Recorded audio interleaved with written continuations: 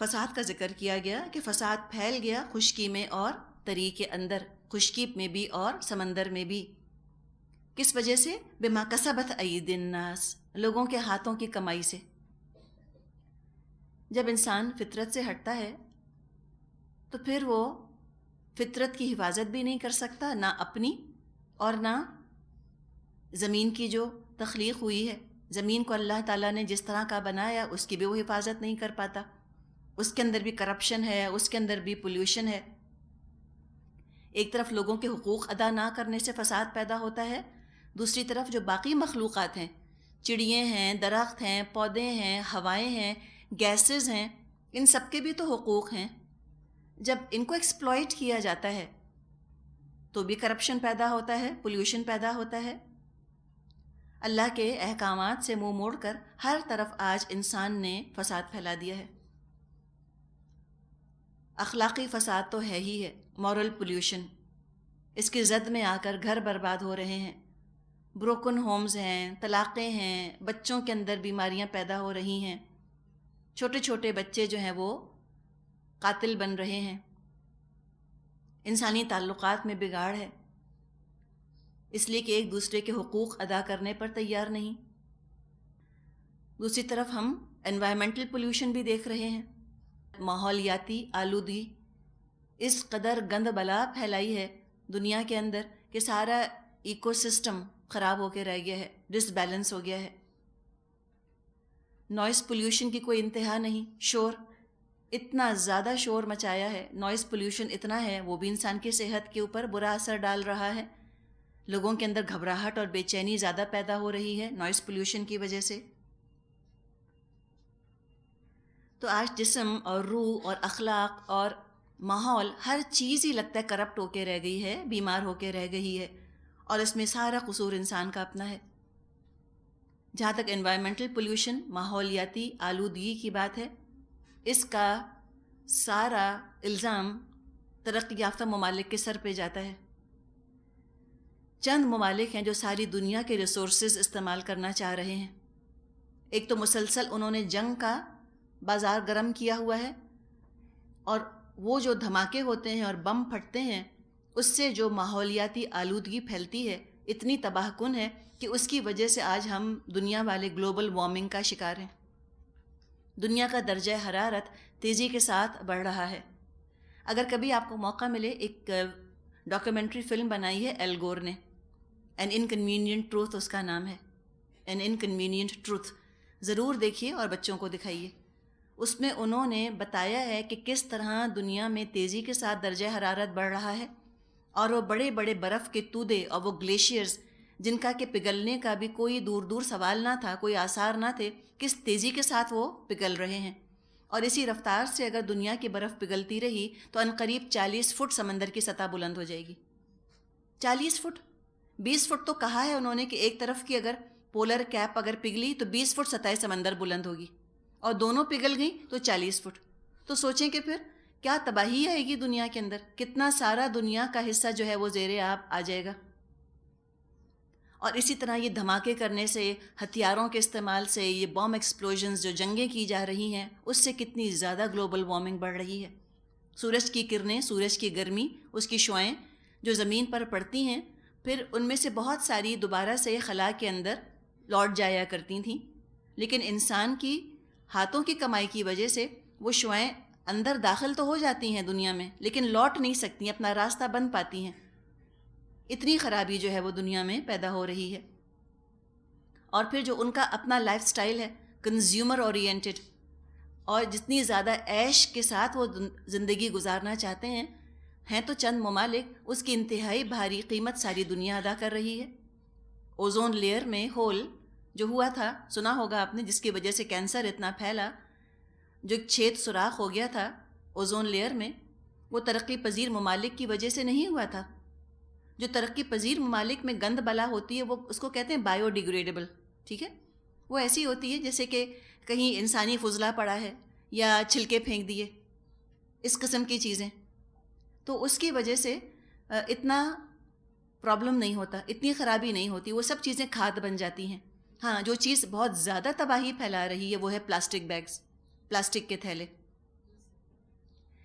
تو ان چیزوں کو، پلاسٹک کے تھیلوں کو بہت زیادہ کم کرنے کی ضرورت ہے. کم سے کم ان کا استعمال کیجیے. ہمیں نہیں اندازہ کہ اس نے کتنے گٹرز چوک کیے ہیں، اور جو سروے کیا ہے، جو ریسرچ کی ہے، اس میں یہ پتہ چلا کہ یہ پلاسٹک کے تھیلے اگر زمین پر پڑے رہتے ہیں، بہت مدت پڑے رہتے ہیں، تو زمین اپنی قوت نمو کھو بیٹھتی ہے، زمین کی فرٹیلیٹی ختم ہو جاتی ہے، زمین بیرن ہو جاتی ہے ان کی وجہ سے. کتنے ہی جانوروں کے اور جو سمندری جانوروں کے منہ میں پلاسٹک کے تھیلے نکلے، اس پر وہ چوک ہو گئے بیچارے. تو ان کے استعمال کو کم کر کے ہم یقیناً ایک نیکی کا کام کریں گے. ایک پلاسٹک کا تھیلا اگر استعمال میں آپ نے کم کر دیا تو وہ بھی تو نیکی ہے. تو ری سائیکل کریں بہت ساری چیزوں کو، ری یوز کریں بہت ساری چیزوں کو. اتنی جلدی چیزوں کو پھینک نہ دیں. یہ پیپر باٹلی والے آتے ہیں نا، جو پھرتے رہتے ہیں ردی پیپر والے ٹھیلوں کے اوپر، ضرور ان کو سامان جمع کر کے دیں تاکہ وہ ری سائیکل کریں. کاغذ ری سائیکل ہو جائے. بوتلوں کو ڈسٹ بن میں مت پھینکیں، الگ رکھیں ان کو، تاکہ ردی پیپر والے کو دیں، وہ ری یوز ہوتی ہیں، ری سائیکل ہوتی ہیں. یہ سب نیکی ہے، یہ سب نیکی ہے. اللہ تعالیٰ ان سب چیزوں پر اجر دے گا. مسلمانوں کو اللہ تعالیٰ نے بہت زیادہ، اور نبی اکرم صلی اللہ علیہ وسلم نے بہت زیادہ انوائرمنٹلی رسپانسبل بنایا ہے. اس ماحول کی تمہیں حفاظت کرنی ہے. اللہ نے اتنی خوبصورت، اتنی دھلی دھلائی، اتنی پاکیزہ، اتنی پرفیکٹ ہم کو زمین دی، اور اگر ہم اس کے اندر بگاڑ پیدا کریں اپنے ایکسیسز کی وجہ سے، اپنی ذاتیوں کی وجہ سے اور اپنی عیاشیوں کی وجہ سے، تو یہ بھی گناہ میں شامل ہوگا. جو ترقی یافتہ ممالک ہیں ان کے ہاں ایئر کنڈیشنرز کا استعمال کثرت سے ہوتا ہے. ان کے ہاں ہیئر سپریز، جو بالوں میں سپرے کرتے ہیں نا بالوں کو درست رکھنے کے لیے، اس کا استعمال کثرت سے ہوتا ہے. گاڑیوں کا جو ایگزاسٹ نکلتا ہے، ان سب چیزوں کی وجہ سے اوزون لیئر میں سوراخ ہوا.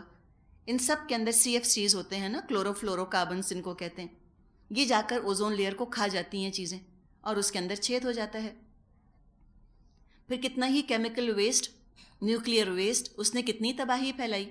آئل سپلز آپ کے سامنے ہیں، کیسے ان کے ٹینکرز الٹ جاتے ہیں اور دریا میں اور سمندر میں تیل پھیل جاتا ہے، اور وائلڈ لائف کو، سی لائف کو، مرین لائف کو کتنا نقصان پہنچتا ہے. ہزاروں کروڑوں کی تعداد میں مچھلیاں اور سمندر کی مخلوق جو ہے وہ جان سے ہاتھ دھو بیٹھتی ہے.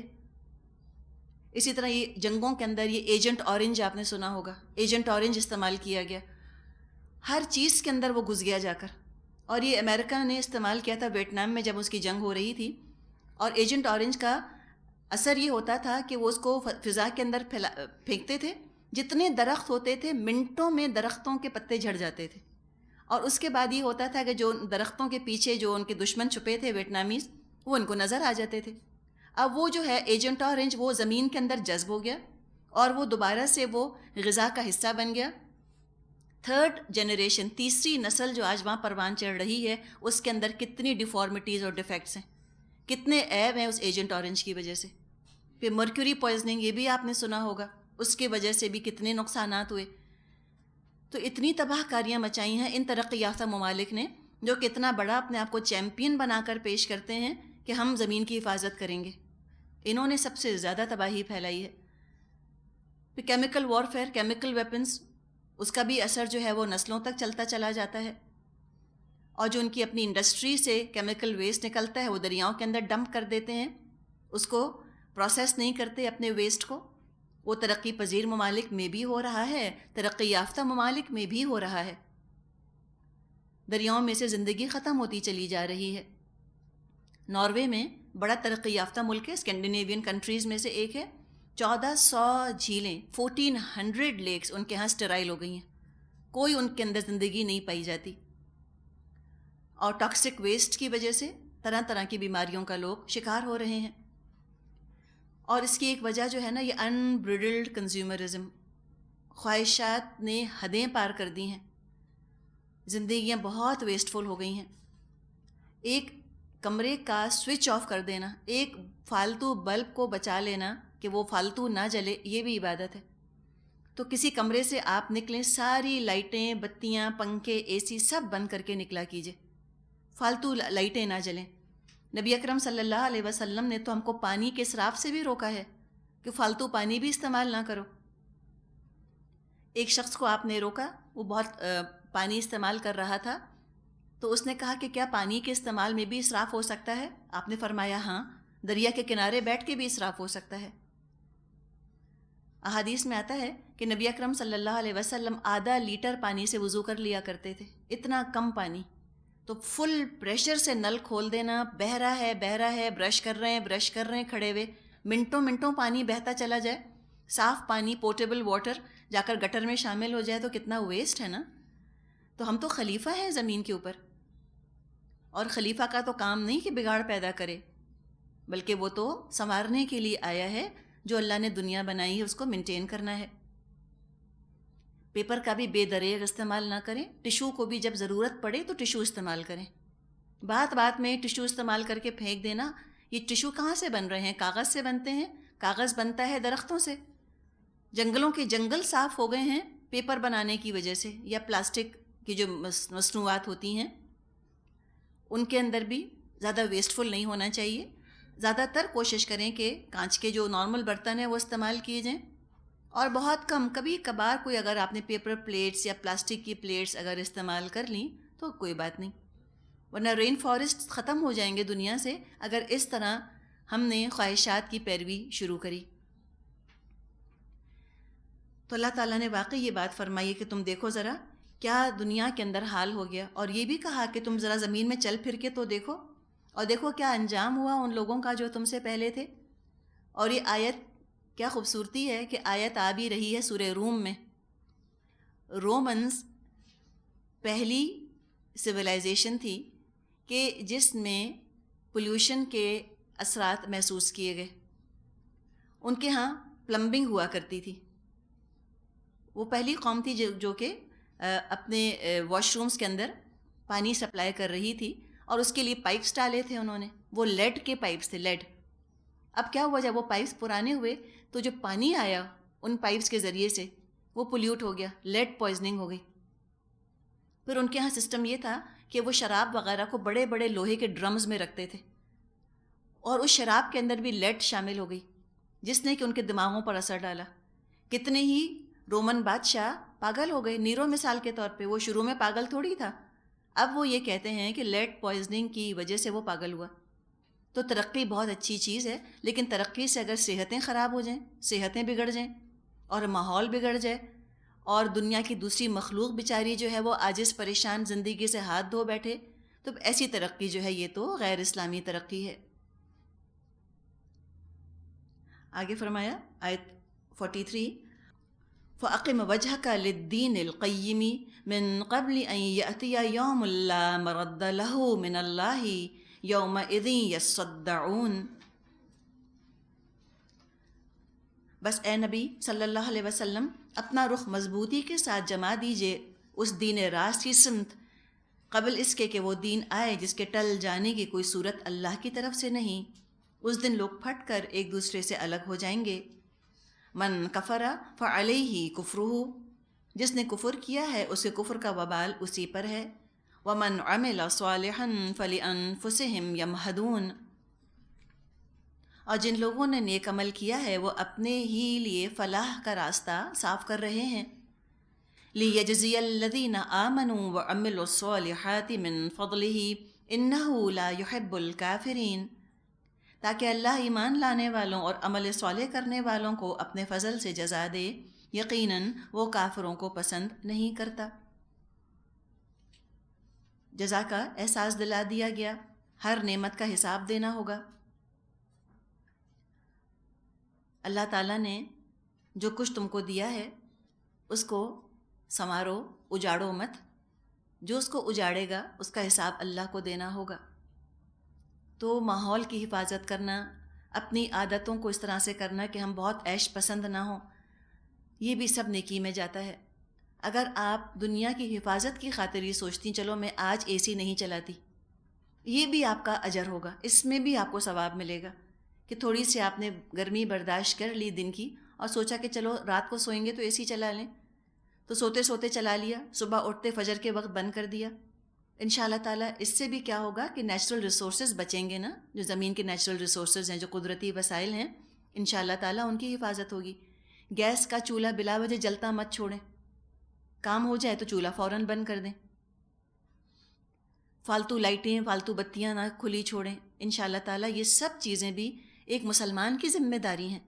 اگر آج دنیا کرپٹ ہو رہی ہے، نظام برباد ہو رہا ہے، اگر اس کا ایکو سسٹم ڈسٹرب ہوا تو ہم سوچیں ہم کیا کریں؟ تو ہم ذمہ دار ہیں، ہمیں اس کا خیال رکھنا ہے، ضروری ہے۔ آگے فرمایا آیت نمبر 46، وَمِنْ آيَاتِهِ أَن يُرْسِلَ الرِّيَاحَ مُبَشِّرَاتٍ وَلِيُذِيقَكُم مِّن رَّحْمَتِهِ وَلِتَجْرِيَ الْفُلْكُ بِأَمْرِهِ وَلِتَبْتَغُوا مِن فَضْلِهِ وَلَعَلَّكُمْ تَشْكُرُونَ۔ اس کی نشانیوں میں سے یہ ہے کہ وہ ہوائیں بھیجتا ہے بشارت دینے کے لیے اور تمہیں اپنی رحمت سے بہرہ مند کرنے کے لیے، اور اس غرض کے لیے کہ کشتیاں اس کے حکم سے چلیں اور تم اس کا فضل تلاش کرو اور شکر گزار بنو۔ تو خوشگوار دنیا کی تصویر ہے جو کہ دکھائی جا رہی ہے کہ دیکھو ہوا کا چلنا کتنا خوشگوار تجربہ ہوتا ہے، اللہ کی رحمت کے ساتھ دنیا کا کاروبار چلتا ہے۔ اللہ تو چاہتا ہے کہ تم دنیا کی نعمتوں کو استعمال کرو، تم پھلو پھولو خوش رہو، یہ اللہ چاہتا ہے، تو تم کیوں بگاڑتے ہو اس کو؟ وہ کتاب میں کسی نے حدیث لکھی تھی، اب ریفرنس نہیں لکھا اور یہ بھی نہیں کہا جا سکتا کہ وہ حدیث درست ہے، کبھی کان سے گزری نہیں، واللہ عالم۔ اگر حدیث ہے تو الحمدللہ، اور نہیں ہے تو چلیں ایک کسی عقلمند انسان کا ہم قول اس کو سمجھ لیں۔ الفاظ یہ تھے کہ ایک وقت آئے گا، یعنی قرب قیامت کی نشانیوں میں سے ایک نشانی یہ لکھی ہوئی تھی کہ بارشیں زہر آلود ہو جائیں گی اور بچے جو ہیں وہ غضبناک ہو جائیں گے۔ جو بھی بات ہے بہرحال ہے بڑی حکمت کی بات۔ ایسڈ رینز ہیں، بارشیں بھی بگڑ کر رہ گئیں انسان کی حرکتوں کی وجہ سے، اور بچے بھی بگڑ کر رہ گئے۔ کتنے غصے والے بچے ہیں نا، قاتل ہو گئے ہیں بچے بھی۔ آگے فرمایا وَلَقَدْ أَرْسَلْنَا مِن قَبْلِكَ رُسُلًا إِلَىٰ قَوْمِهِمْ فَجَاءُوهُم بِالْبَيِّنَاتِ فَانْتَقَمْنَا مِنَ الَّذِينَ أَجْرَمُوا وَكَانَ حَقًّا عَلَيْنَا نَصْرُ الْمُؤْمِنِينَ۔ ہم نے تم سے پہلے رسولوں کو ان کی قوم کی طرف بھیجا اور وہ ان کے پاس روشن نشانیاں لے کر آئے، پھر جنہوں نے جرم کیا ان سے ہم نے انتقام لیا، اور ہم پر یہ حق تھا کہ ہم مومنوں کی مدد کریں۔ رسولوں کو بھیجا گیا اور اوپر ذکر تھا ہواؤں کا۔ جیسے ہواؤں کا بھیجنا فائدہ مند ہوتا ہے، اسی طرح رسول بھی خوشخبریاں لے کر انسانوں کے فائدے کے لیے ہی بھیجے جاتے تھے۔ رسول دنیا کا کاروبار بند کروانے نہیں آتے تھے، بلکہ کاروبار کے معاملات کے نقصان دہ پہلو سے بچانے آتے تھے۔ کاروبار کرو اس طرح کہ تم کو دنیا اور آخرت دونوں میں فائدہ دے، اپنے معاملات اس طرح نبھاؤ، انسانی معاملات دین اور دنیا دونوں کا اجر سمیٹو، دونوں میں تم کو فائدہ ہو۔ اور جب ہم سنت سے ہٹ جاتے ہیں تو ہر چیز کے اندر زہر گھل جاتا ہے، ہر چیز نقصان دہ ہو جاتی ہے، فائدہ مند چیز بھی نقصان دہ ہو جاتی ہے۔ جیسے بارش بھی ایسڈ رین بن گئی، تحفہ بھی جو ہے وہ تعلقات بگاڑنے کا سبب بن گیا۔ یہ سب ہوا اس لیے کہ اسلام کو چھوڑ دیا۔ لیکن رسولوں کی تعلیمات کو اکثر لوگوں نے نہ مانا، ان کے دشمن ہی ہو گئے، تو اللہ تعالیٰ نے پھر مومنوں کی مدد فرمائی۔ اللہ الذی یرسل الریاح فتثیر سحابا فیبسطہ فی السماء کیف یشاء ویجعلہ کسفا فتری الودق یخرج من خلالہ فاذا اصاب به من یشاء من عبادہ اذا ہم یستبشرون۔ اللہ ہی ہے جو ہواؤں کو بھیجتا ہے اور وہ بادل اٹھاتی ہیں، پھر وہ ان بادلوں کو آسمان میں پھیلاتا ہے جس طرح چاہتا ہے اور انہیں ٹکڑیوں میں تقسیم کرتا ہے، پھر تو دیکھتا ہے کہ بارش کے قطرے بادل میں سے ٹپکے چلے آتے ہیں۔ یہ بارش جب وہ اپنے بندوں میں سے جن پر چاہتا ہے برساتا ہے تو یکایک وہ خوش و خرم ہو جاتے ہیں۔ وَإِن كَانُوا مِن قَبْلِ أَن يُنَزَّلَ عَلَيْهِم مِّن قَبْلِهِ لَمُبْلِسِينَ، حالانکہ اس کے نزول سے پہلے وہ مایوس ہو رہے تھے۔ پھر ایک خوبصورت فضا کا تصور ہے جو کہ پیش کیا جا رہا ہے کہ دیکھو کیسے بادل پھیلتے ہیں، کیسے اس میں بارش برستی ہے۔ پچھلی آیات میں بھی ہم نے بجلی کا اور بارش کا ذکر پڑھا۔ حقیقت یہ ہے کہ بارش زیادہ ہوتی ہے، بجلی تو کم ہی چمکتی ہے نا، اور اس سے بھی کم گرتی ہے۔ تو مومن بھی اپنی زندگی میں دیکھ سکتا ہے کہ اللہ کی رحمت اس پر زیادہ ہوتی ہے اور آزمائشیں تو کم ہی آتی ہیں، اور آزمائشوں میں سے بھی آزمائش کے اندیشے زیادہ ہوتے ہیں، جیسے کہ بادل کی گرج سن کر یا بجلی کی کڑک دیکھ کر ایک خوف آتا ہے، اور وہ خوف بہت کم مٹیریلائز ہوتا ہے، بہت کم حقیقت کا روپ دھارتا ہے، جیسے کہ بجلی کڑکتی تو زیادہ ہے تو گرتی تو کم ہی ہے، بہت کم کوئی نقصان پہنچتا ہے۔ زیادہ تر تو مومن رحمت ہی رحمت سمیٹتا ہے اپنے رب کی۔ اور جس طرح بارش مردہ زمین کو زندہ کر دیتی ہے، قرآن مردہ دلوں کو زندہ کرنے کی صلاحیت رکھتا ہے، بشرط یہ کہ اس کو اپنے اندر جذب کیا جائے۔ اور جس طرح بارش برسنے سے زمین سے بیج اگاتے ہیں، اسی طرح اللہ مردوں کو زندہ کر دے گا۔ حدیث میں یہ مضمون آتا ہے کہ جب بارش برس رہی ہو اس وقت کی جانے والی دعا قبول ہوتی ہے۔ تو کتنے لوگوں کو بارش کے وقت اللہ یاد آتا ہے؟ سب کہتے ہیں وہ ذرا لتا کا ٹیپ تو لاؤ، ذرا گانے تو لگائیں، ذرا پکوڑے تو بناؤ۔ ہاں تو پکوڑے ضرور کھا لیں، لیکن ٹیپ چھوڑ دیں تھوڑی دیر کے لیے، ذرا سا اللہ کو یاد کر لیں۔ سورہ رعد میں ہم نے پڑھا تھا کہ رعد جو ہے وہ حمد کرتی ہے، اللہ کی تسبیح کرتی ہے، من خیفتہ، اللہ کے خوف سے۔ تو اس وقت دعا کرنی چاہیے، اور اللہ سے اللہ کے غضب، اللہ کے غصے کا ذرا سا اندازہ لگا لے انسان کہ کیا اللہ کا جلال ہے۔ ایک بادل گرج رہا ہے، بجلی چمک رہی ہے تو دل کتنا ڈرتے ہیں، تو اللہ کے غضب کو ہم کیسے سہاریں گے؟ تو جو اللہ کے غضب کو سہار نہیں سکتا تو اللہ کو غصہ بھی نہ دلائے۔ آگے فرمایا فانظر الی آثار رحمت اللہ کیف یحیی الارض بعد موتها ان ذلک لمحیی الموتى وهو علی کل شیء قدیر۔ دیکھو اللہ کی رحمت کے اثرات کہ مردہ پڑی ہوئی زمین کو وہ کس طرح جلا اٹھاتا ہے، یقیناً وہ مردوں کو زندگی بخشنے والا ہے اور وہ ہر چیز پر قادر ہے۔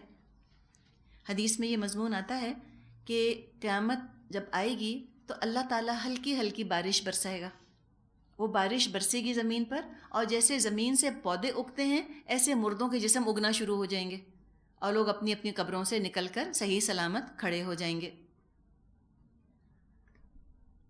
آگے فرمایا وَلَئِنْ أَرْسَلْنَا رِيحًا فَرَأَوْهُ مُصْفَرًّا لَظَلُّوا مِنْ بَعْدِهِ يَكْفُرُونَ، اور اگر ہم ایک ایسی ہوا بھیج دیں جس کے اثر سے وہ اپنی کھیتی کو زرد پائیں تو وہ کفر کرتے رہ جاتے ہیں۔ پھر آپ دیکھیں وہ ایکسٹریم رویہ بتایا جا رہا ہے نا، پنڈولم کا سوئنگ ایک ایکسٹریم سے جاتا ہے دوسری ایکسٹریم تک، یا بے حد خوش اللہ کو ہی فراموش کر بیٹھے، اور جب کوئی مشکل پریشانی آتی ہے تو اللہ سے شکوے شکایتیں کرنا شروع کر دیتے ہیں، یعنی نعمت پا کے بھی اللہ سے دور، مشکلات میں بھی اللہ سے دور۔ یہ رویہ، یہ تو مومن کا رویہ ہوتا نہیں، صرف کافر کا ہوتا ہے۔ فَإِنَّكَ لَا تُسْمِعُ الْمَوْتَى وَلَا تُسْمِعُ الصُّمَّ الدُّعَاءَ إِذَا وَلَّوْا مُدْبِرِينَ وَمَا أَنْتَ بِهَادِ الْعُمْيِ عَنْ ضَلَالَتِهِمْ إِن تُسْمِعُ إِلَّا مَن يُؤْمِنُ بِآيَاتِنَا فَهُمْ مُسْلِمُونَ۔ اے نبی صلی اللہ علیہ وسلم، آپ مردوں کو نہیں سنا سکتے، نہ ان بہروں کو اپنی پکار سنا سکتے ہیں جو پیٹھ پھیرے چلے جا رہے ہوں، اور نہ آپ اندھوں کو ان کی گمراہی سے نکال کر راہ راست دکھا سکتے ہیں۔ آپ انہی کو سنا سکتے ہیں جو ہماری آیات پر ایمان لاتے ہیں اور سر تسلیم خم کرتے ہیں۔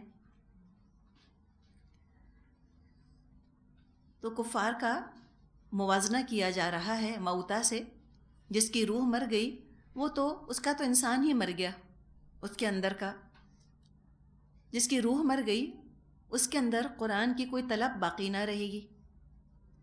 جو سننا نہیں چاہتا وہ ہدایت پا نہیں سکتا۔ ان اپروچیبل ایسے لوگ ہوتے ہیں، لاسٹ کاز جس کو ہم کہیں، کہ جو حق سننا بھی نہ چاہیں، اور پھر سننے کا حق ادا کرنے والے تو اس سے بھی کم ہیں۔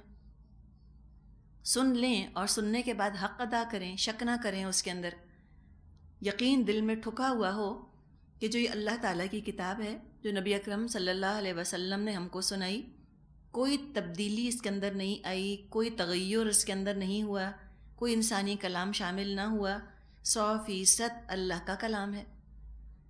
ذرا بھی شک اگر پیدا ہو گیا تو دماغ بند ہونا شروع ہو جاتا ہے۔ تو یہاں پر مردوں کی بات کی گئی اور بہروں کی بات کی گئی اور اندھوں کی بات کی گئی۔ پہلے بھی قرآن میں ملتا جلتا مضمون پڑھتے چلے آئے ہیں ہم، صم بکم عمی فہم لا یرجعون، کہ یہ سن نہیں سکتے، یہ بول نہیں سکتے، یہ دیکھ نہیں سکتے، یہ نہیں اللہ کی طرف لوٹیں گے، یہ اس دنیا میں اپنی مرضی سے تو نہیں لوٹیں گے۔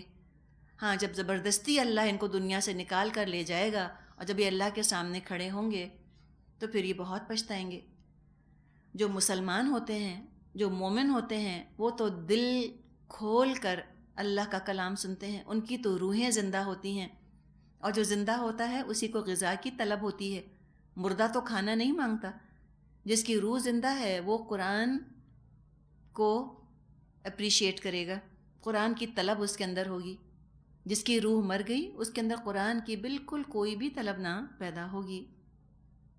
اللہ تعالیٰ سے دعا ہے کہ اللہ صحیح معنوں میں ہم کو مسلمان بنائے۔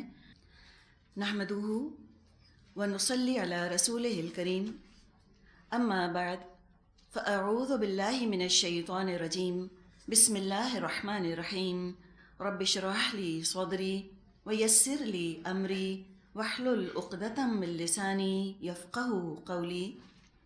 سورۃ الروم، آیت نمبر 54، یہاں سے رکوع نمبر 6 شروع ہو رہا ہے۔ فرمایا، اللہ الذی خلقکم من ضعف ثم جعل من بعد ضعف قوة ثم جعل من بعد قوة ضعفا وشیبہ یخلق ما یشاء وہو العلیم القدیر۔ اللہ ہی تو ہے جس نے ضعف کی حالت سے تمہاری پیدائش کی ابتدا کی، پھر اس کمزوری کے بعد تمہیں قوت بخشی، پھر اس قوت کے بعد تمہیں ضعیف اور بوڑھا کر دیا۔ وہ جو کچھ چاہتا ہے پیدا کرتا ہے، اور وہ سب کچھ جاننے والا، ہر چیز پر قدرت رکھنے والا ہے۔ انسان کی حیات زندگی کا، حیات دنیاوی کا نقشہ کھینچ دیا گیا۔ خود اتنی عارضی ہے، اتنی ٹیمپرری ہے، دیکھنے میں ہو سکتا ہے 70-80 سال کی ہو، لیکن دیکھا جائے تو اصل پاور اور اصل قوت کا زمانہ تو ان 70-80 سالوں میں سے بھی چند سالوں کا ہی ہوتا ہے۔ دیکھا جائے تو کل زندگی انسان کی 25-30 سال سے زیادہ کی نہیں ہوتی۔